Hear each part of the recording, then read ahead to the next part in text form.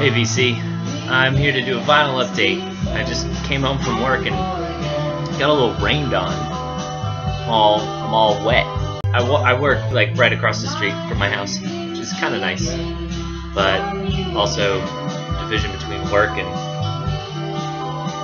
what am I talking about? I'm here to show some records, and I was gonna wait and kind of compartmentalize my new arrival. I was going to do new record vinyl update and then like an old record vinyl update, and I'm going to scoot over a little bit. I decided it's a nice afternoon, you know, I'm off work at 4, so I've got a little bit of the day before I go out of town to spend the weekend with my band doing some recording and a little bit of recording myself, which is the main reason I decided to do a video, because it'll be a while. It was going to be like 2 weeks until I was able to do the next one, because I'm really, you know, I'm trying to listen to at least one record a day, but I'm mostly recording music at the moment. So I'm just going to start off, the first being Satan Is Real by the Louvin Brothers. Great close harmony, religious folk record. The Louvin Brothers, you know, kind of an influence on the Everly Brothers, and I'm just a huge fan of that close harmony, 3-chord sound. But this is a purchase from Amazon.com. I had the reissue, Light in the Attic reissued this record, which, look at this fan-fucking-tastic cover, right? If you've seen the documentary Vinyl, the, I guess, protagonist, but the director of the film, he is kind of on the pursuit for this record. And anyway, that's a great documentary if you're looking for it. I think it's just called Vinyl. Light in the Attic reissued it. I was looking for the reissue, and I saw one pop up on Amazon for $5, or actually it was like $4.95 and then $2 shipping, $3 shipping. So I bought it immediately. The description said something about guaranteed to play, splits on the seams, which is true. There's some masking tape on this stuff. But really, for $6, I'm very happy with this record. It's an original, and the Rainbow Capital label. It's a strong VG. It's got crackles. The second side has a lot of pops. But you know, I was really obsessed with getting the crackle out of my vinyl for about a year, and honestly, it's kind of nice to have something, especially in this style, kind of folky, subdued, older record with some crackles in it. You know, because normally it would make me so upset when you'd see an article about the resurgence of vinyl and people were talking about they love it because of the crackle and the pops, and I'm like, why do you? That has nothing to do with records. So I do actually kind of like the crackles and pops on this record, and they've got another album, The Tragic Songs of Life, which I'm always on the lookout for. Light in the Attic reissued that as well, but very happy to find this. Next is a Jangle Pop 80s record, 80s alternative guitar pop record, The Jazz Butcher, A Scandal in Bohemia.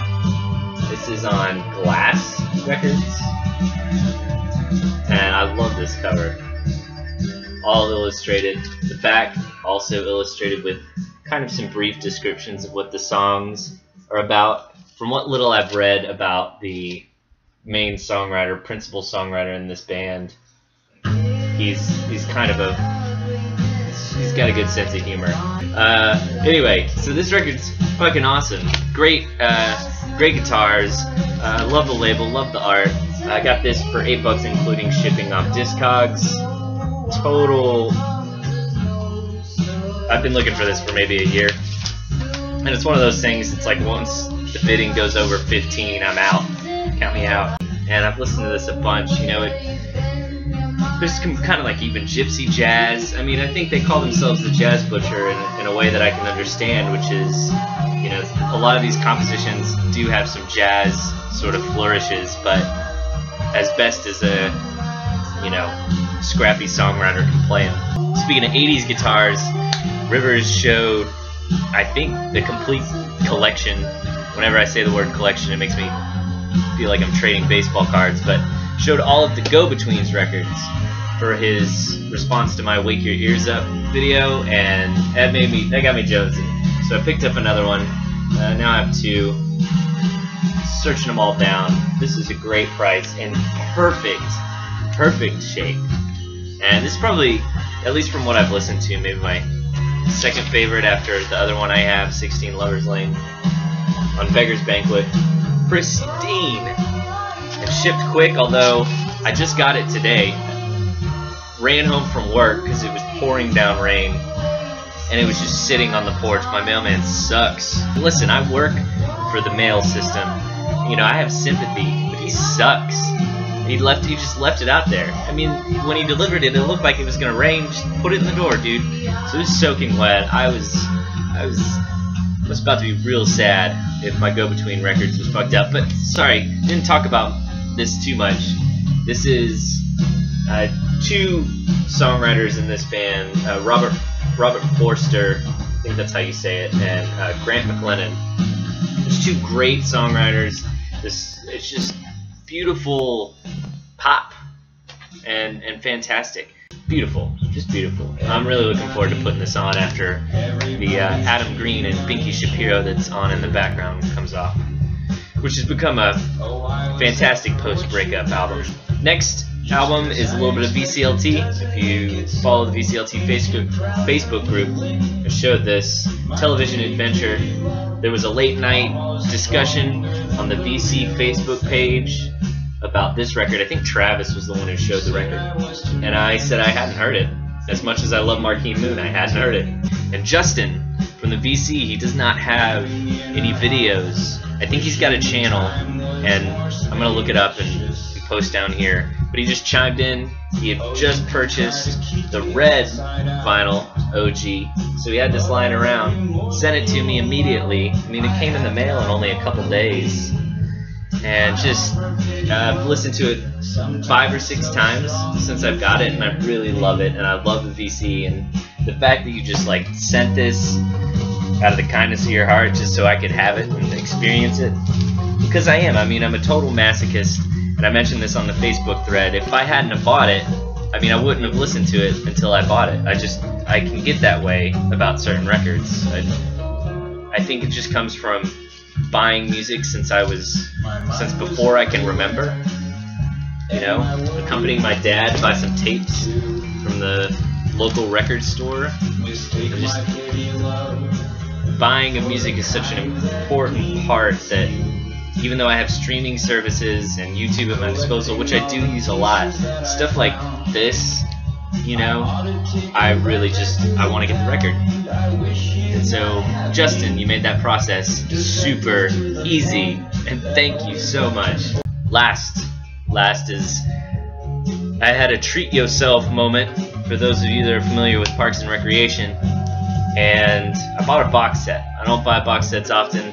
Last box set I bought was Fela Kuti, and I had to return it because it was fucked up. But that box set I bought with money that I had made selling other records. This, I just went for it. So I caught wind of this release through Fred, Big Star 100 or Big Star 1000's video, and since his videos can get a little long, so I kind of just skipped through. And so the one cover that he showed, I mean, I'm just going to go ahead and show you the cover that he showed.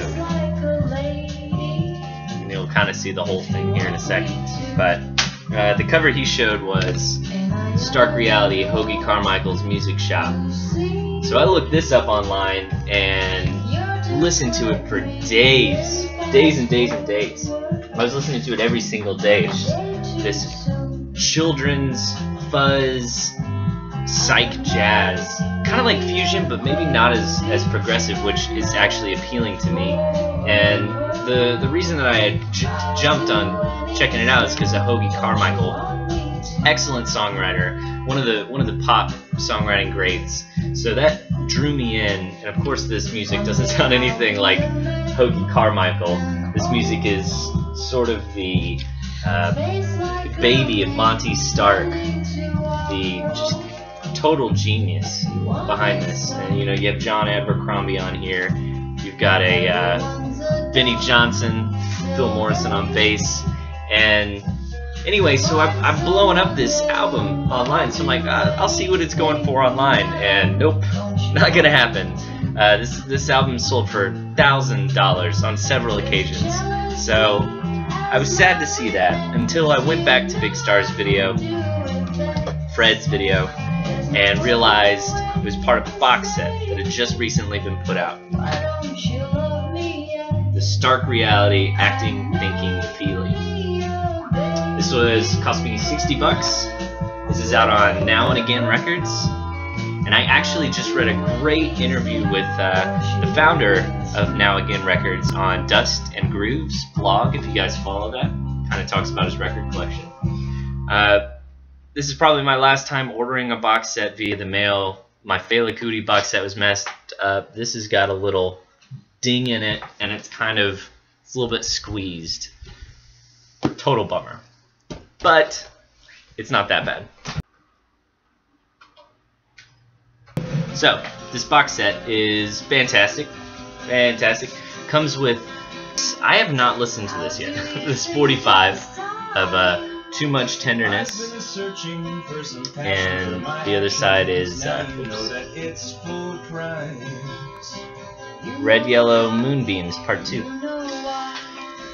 Basically, these guys were commissioned for a television show to put out this music. Hoagie Carmichael's son kind of wanted to rally these people around his music and kind of took on a life of its own. This box set basically ends up becoming kind of the completed works of the Stark Reality, and I haven't ventured into that stuff yet, but it has Acting, Thinking, Feeling. There's Monty on the cover there. It has these songs on it. And comes with a great, just big old booklet. I made it about halfway through this because it's a lot of stories, a lot of stuff going on. It's really just fascinating, and apparently in the record collecting community very sought after. So to see it one day for $1,600, $800, and then see it for $60 the other day, it was, you know, really easy to pick up and buy. This is the other record that comes in it, Stark Reality Roller Coaster Ride. There's these songs on it. Pretty music. This one, which is the one I've just been blowing up, this is 3 LPs. And it's just excellent, you guys. I just, something about the combination of the, I guess the tightness of the structure of the children's songs combined with the fuzziness of the production combined with, you know, just the exploration of jazz kind of within these interesting boundaries, is all of it just works for me. And so, you know, I gotta give you props, Fred. You really exposed me to something I would have never found out if it weren't the BC showing me the way. That's it. I have some records on the way. There's some new records coming out this month, but I thought I'd just go ahead and do a Rivals video. You know, BC, you've been great. Haven't been as active, but I'm always watching the videos even if I don't comment, and I appreciate you guys watching, and it's always fun to show off some of the stuff that I got. Y'all take it easy.